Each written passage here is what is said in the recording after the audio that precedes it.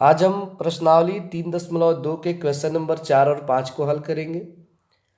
जैसा कि इसके पहले हम सवाल नंबर 2, 3, 1 को कंप्लीट कर चुके हैं। आज हम 4 नंबर सवाल को देखते हैं।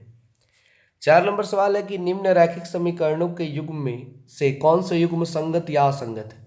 सबसे पहले आपको बताना है सवाल नंबर 3 की तरह कि कौन इसमें संगत है और कौन असंगत है। उसके बाद यदि संगत है तो ग्राफीय विधि से हल ज्ञात कीजिए। अगर संगत होता है तो उसका ग्राफ खींचना है, अगर संगत नहीं है तो उसका ग्राफ नहीं खींचना है। ठीक है, ये ध्यान रखना है।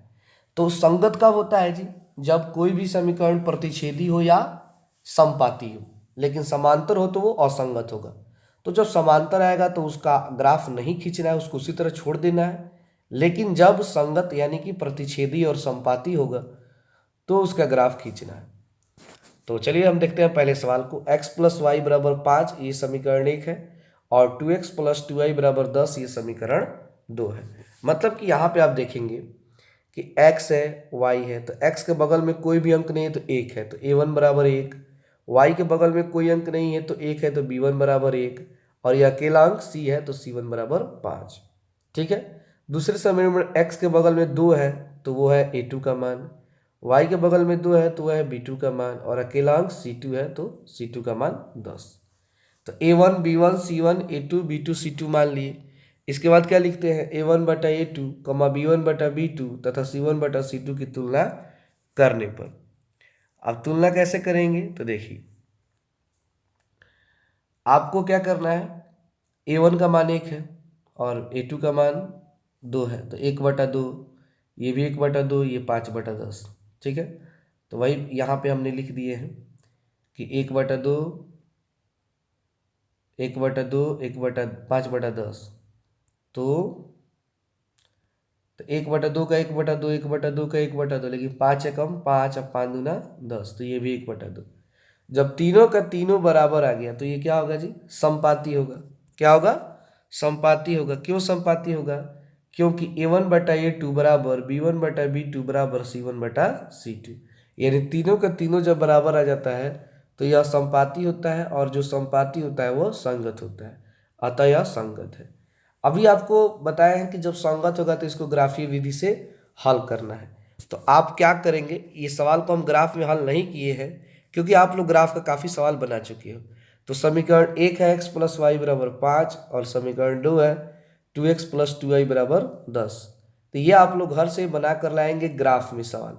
ठीक है, तो चलिए इसको उतार लीजिए और इसके बाद वाला जितना भी सवाल होगा उसे ग्राफ की कॉपी में बनाएंगे और इस सवाल को फेयर की कॉपी में बनाएंगे। ध्यान रखना है इसमें। तो चलिए इसको उतार लीजिए।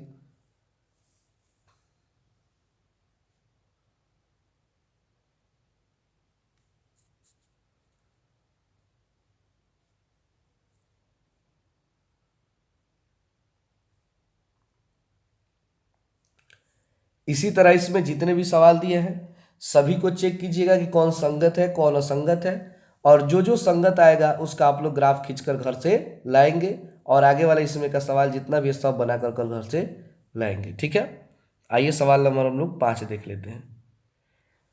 5 नंबर सवाल है, एक आयताकार बाग, यानी बाग कैसा है जी? आयत के जैसा है, मतलब लंबाई और चौड़ाई, जिसकी लंबाई चौड़ाई से 4 मीटर अधिक है। मतलब लंबाई चौड़ाई से कितना मीटर अधिक है जी?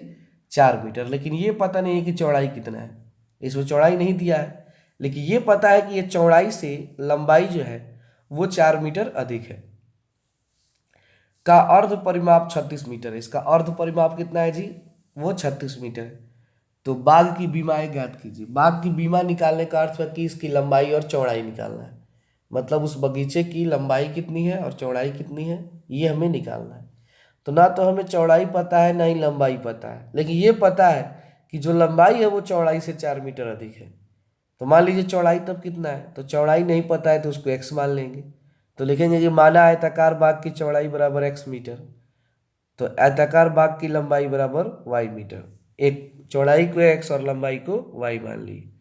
उसके बाद x + 4y बराबर x + 4 बराबर y क्यों लिखे हैं तो इसको समझिए। यहाँ पे x जो है वो चौड़ाई है, y लंबाई है, दोनों को बराबर करना है। बड़ा कौन है? x की y। बोलिए बड़ा कौन है? वाई बड़ा है, क्यों बड़ा है?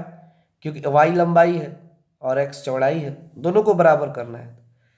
तो याद होगा आफ्ताब वाला सवाल, प्रश्नावली 3.1 का क्वेश्चन नंबर 1, कि पुत्री के उम्र में गुणा होता था कि आफ्ताब की उम्र में? हाँ, पुत्री की उम्र में, कि छोटे वाले में ही गुणा किया जाता है, बड़े वाले में नहीं। तो वाई जो है वो तो ऑलरेडी 4 मीटर अधिक है, किससे? एक्स से। तो दोनों को बराबर करेंगे, तो अगर इसमें 4 जोड़ देंगे तो ये और अधिक हो जाएगा। हम इसमें जो, जैसे मान लीजिए ये है एक्स है 2, वाई है 6, दोनों को बराबर करना है, तो 4 क्या 6 में हम जोड़ेंगे तो बराबर हो जाएगा, 6 4 10 हो जाएगा ये। और ये 2, ये इसमें नहीं जोड़ेंगे, बल्कि हम इस 4 को इसमें जोड़ेंगे। समझ रहे हैं बात को? तब है ना 2 4, यानी कि एक्स में जोड़ेंगे, तो इसलिए लिखा गया एक्स प्लस 4 बराबर वाई। और आयताकार बाग का अर्ध परिमाप का अर्थ क्या हुआ जी?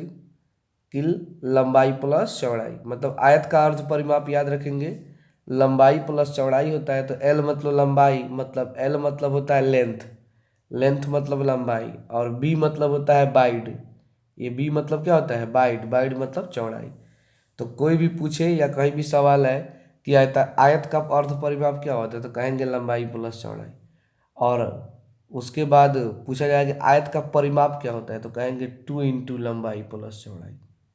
परिमाप होता है 2 इंटू लंबाई प्लस चौड़ाई, लेकिन अर्ध, अर्ध मतलब होता है आधा। तो मान लीजिए अगर इसका आधा कर दें तो 2 से 2 कट जाएगा, तो क्या बचेगा? L plus B. तो वही डायरेक्ट बात कि आयताकार बाग का अर्ध परिमाप बराबर लंबाई प्लस चौड़ाई। तो अर्ध परिमाप इसका कितना दिया है जी किताब में? देखिए 36 मीटर दिया है। तो हम क्या करेंगे, अर्ध परिमाप के नीचे लिख देंगे 36, और ये एल प्लस बी के, एल के जगह एक्स, क्योंकि लंबाई हमने एक्स माना है और चौड़ाई वाई माना है। तो एक्स प्लस वाई बराबर 36। अब ध्यान दीजिए यहाँ पे 36 का 36 बराबर का बराबर, इस एक्स को एक्स उतार दिए, लेकिन वाई के जगह पर हमने एक्स प्लस 4 लिखा है।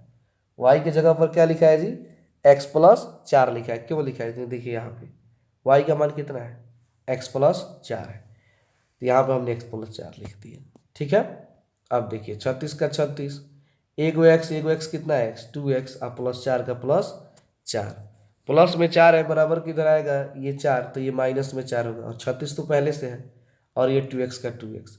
तो 36 में से 4 घटाएंगे तो 32, तो 32 बराबर 2x, और 32 बराबर 2x करेंगे तो ये जो 2 गुणा में है वो कहाँ जाएगा? बटा में। तो 16 दूना 32, तो x का मान 16। अब x का मान 16 आ गया, तो y का मान निकालना है। तो y कितना है जी? x प्लस 4 है। y का मान कितना है? देखिए ऊपर x प्लस 4 है, तो y बराबर हमने लिख दिया x प्लस 4। तो x का मान तो आया है 16, तो 16 प्लस 4 का प्लस 4, तो 16 4 कितना होता है? 20। यानी y माने थे लंबाई, x माने थे चौड़ाई, तो x 16, y 20। तो 16 से 4 अधिक होता है ना 20, तो देखिए लंबाई 4 मीटर अधिक हो गई। तो लिख देंगे अतः आयताकार बाग की चौड़ाई बराबर 16 मीटर और आयताकार बाग की लंबाई बराबर 20 मीटर। तो इस प्रकार हमारा ये 5 नंबर सवाल भी कंप्लीट हो गया। तो हम लोग कल सवाल नंबर 6 और 7 पढ़ेंगे, और इस तरह ये चैप्टर कल खत्म हो जाएगा। चलिए इसको उतार लीजिए।